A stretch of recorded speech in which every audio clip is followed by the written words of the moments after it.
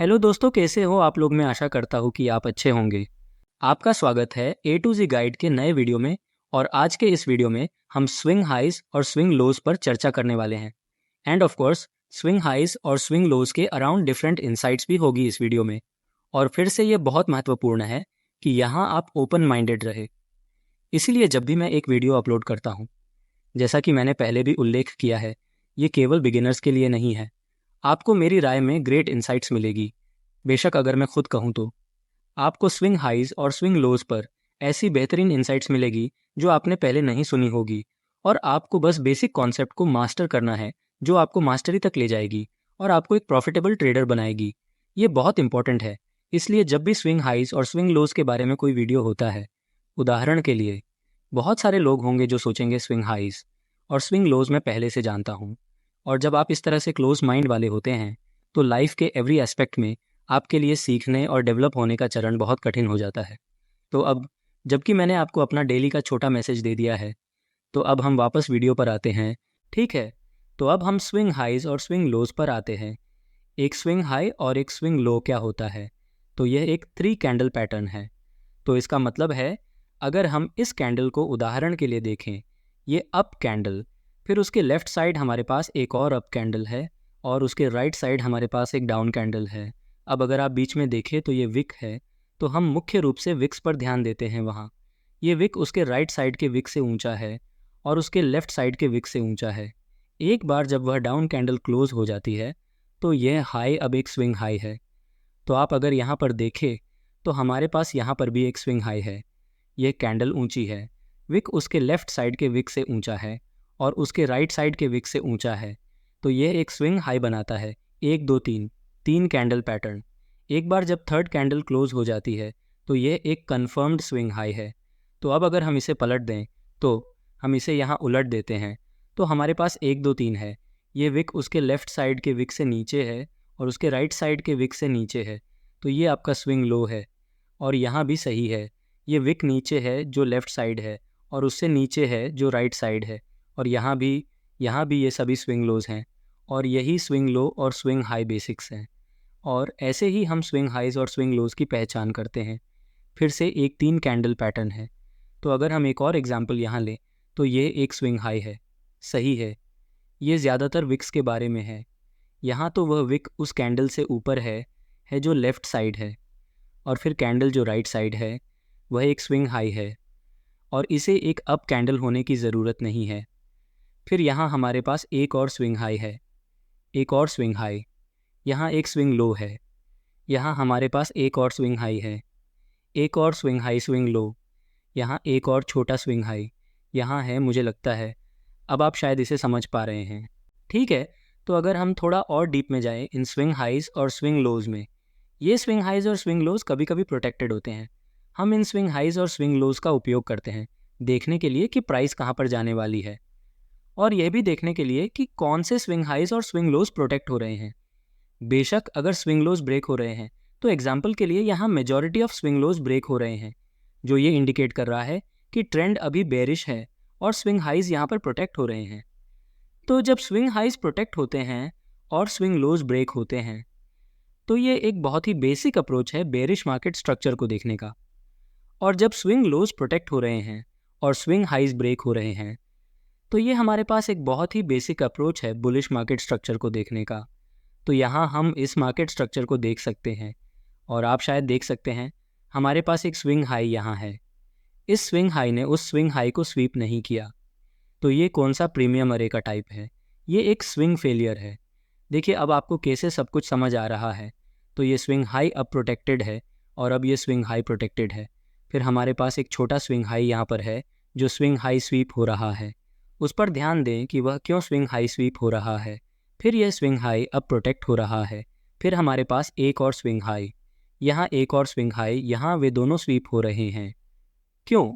मैं बस कुछ ही मिनटों में इस सवाल का जवाब दूंगा। तो यहाँ हमारे पास रियल प्रोटेक्टेड हाई है। फिर यहाँ हमारे पास एक नया प्रोटेक्टेड स्विंग हाई है।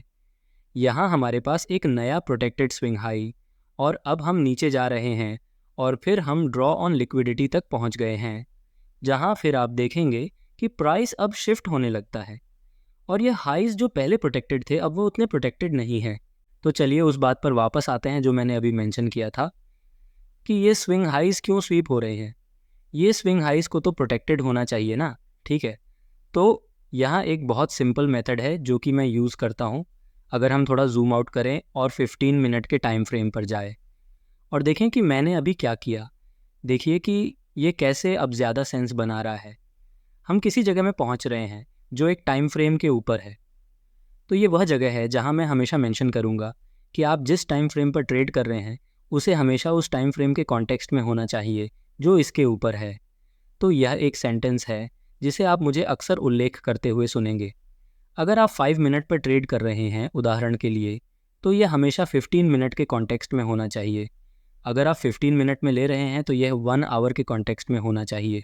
अगर आप 1 आवर पर ट्रेड कर रहे हो तो ये 4 आवर के कॉन्टेक्स्ट में होना चाहिए, और ये बाकी के टाइम फ्रेम पर भी अप्लाई होता है। तो यहाँ पर वह प्रीमियम अरे 15 मिनट पर एक 5 मिनट की तुलना में एक स्ट्रॉन्ग मैग्नेट होगा, तो 5 मिनट के स्विंग हाइज और स्विंग लोज प्रोटेक्टेड नहीं होंगे। जब वहाँ एक स्विंग हाई होता है जो बस नीचे होता है एक प्रीमियम अरे के, जो कि एक हायर टाइम फ्रेम पर होता है, जिस टाइम फ्रेम को हम उस स्विंग हाई के लिए देख रहे हैं। तो उदाहरण के लिए यहाँ पर हमारे पास एक 15 मिनट का फेयर वैल्यू गैप है, और फिर अगर हम 5 मिनट पर जाते हैं तो हम देखते हैं कि स्विंग हाई वास्तव में उस फेयर वैल्यू गैप को पूरी तरह से बना रहा है। वह स्विंग हाई 5 मिनट पर वास्तव में फेयर वैल्यू गैप का लो है। ये वही सेम है जैसा कि हमने अभी 15 मिनट पर देखा था। हम यहाँ देखते हैं ये हाई, इस कैंडल का विक हाई, यहाँ पर 5 मिनट की स्विंग हाई है। क्या आप अब देख सकते हैं कि बहुत सारे लोग क्यों लोअर टाइम फ्रेम पर ब्लाइंड साइडेड हो जाते हैं, और वे सोचते हैं कि हमने एक स्विंग हाई लिया, ठीक है, हमने एक स्विंग हाई लिया तो यहाँ हमारे पास एक एंट्री है यहाँ पर, क्योंकि प्राइस ने एक स्विंग हाई लिया तो अब हमारे पास एक बुलिश मार्केट स्ट्रक्चर है। नहीं, ये इस तरह से काम नहीं करता है, और मैं समझता हूँ क्योंकि जब आपको पहली बार ये स्टफ सिखाया जाता है तो आप ऐसे ही सोचते हैं। तो यहाँ आप देख सकते हैं कि यही कारण है कि ये स्विंग हाइज होल्ड नहीं कर रहे, क्योंकि इसके ऊपर के टाइम फ्रेम पर हम एक प्रीमियम अरे बना रहे हैं जिसमें प्राइस जाएगी और फिर ड्रॉप होगी, और आप ऑब्वियसली 1 मिनट के टाइम फ्रेम पर भी यही देखेंगे। लेकिन यहाँ पर आपके पास बहुत सारे स्विंग लोज होंगे और आप यहाँ पर आसानी से ब्लाइंड साइडेड हो सकते हैं और सोच सकते हैं, ठीक है, यहाँ पर हमारे पास क्लियर बुलिश ट्रेंड है तो मुझे एक एंट्री यहाँ पर लेनी चाहिए। अरे मेरा तो लॉस हो गया। और जब आप इस तरह से ट्रेडिंग करते हैं तो मेरी राय में आप एक ब्लाइंड फोल्ड लगाकर ट्रेड कर रहे हो।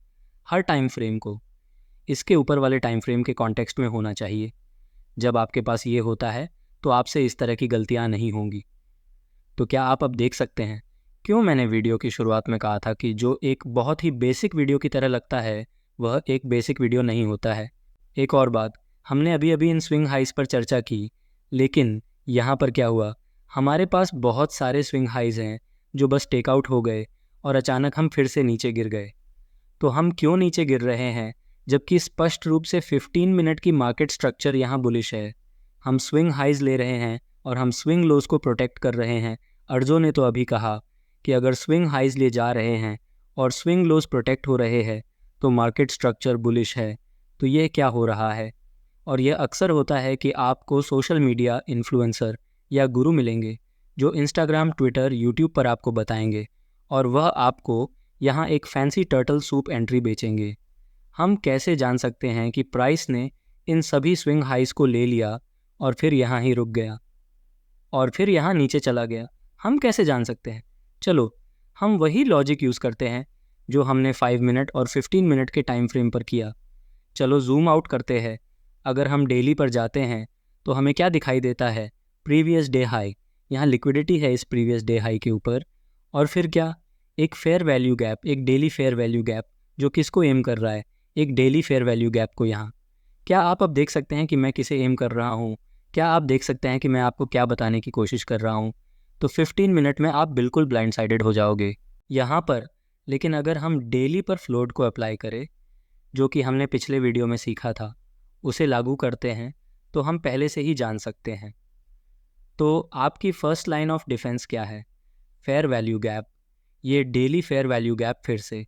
तो 15 मिनट में हम बिल्कुल ब्लाइंड साइडेड नहीं होंगे, और ये बहुत सारी लिक्विडिटी की तरह लग सकती है, लेकिन हमारे लिए केवल वही चीज़ रेलिवेंट है, वह डेली फेयर वैल्यू गैप वहाँ। और फिर यहाँ स्विंग हाइज प्रोटेक्ट होते हैं जब तक हम ऑपोजिट ड्रॉ ऑन लिक्विडिटी तक नहीं पहुँचते। एक अपोजिंग डिस्काउंट अरे, तो यह बिल्कुल ब्यूटीफुल है और यह केवल शुरुआत है। मैं बहुत उत्साहित हूँ और चाहता हूँ कि मैं अभी से ही अगली वीडियो की शुरुआत करूँ। लेकिन आप शायद बता सकते हैं कि मैं कितना पैशनेट हूँ यह स्टफ़ आपको सिखाने के लिए। ये मेरी राय में बहुत ब्यूटीफुल है। तो इस नोट पे मैं चाहता हूँ कि आप इसे शुक्रवार तक स्टडी करें। और वैसे भी अगर आप लाइव स्ट्रीम्स में उपस्थित होना चाहते हैं तो आपका हमेशा स्वागत है। हम हमेशा लाइव स्ट्रीम्स में थोड़ी बातचीत करते हैं। बेशक अगर आप और भी गहराई से इंसाइट चाहते हैं तो मेरी मेंटरशिप हमेशा उपलब्ध है। मास्टर क्लास एनरोलमेंट्स आप ज्वाइन कर सकते हैं। तो आप इसे स्टडी करें और जब हम इसे शुक्रवार को गहराई से समझेंगे तो यह आपके लिए बहुत लाभदायक होगा। तो मैं आपसे मिलता हूँ अगली वीडियो में शुक्रवार को। ठीक है, थैंक यू।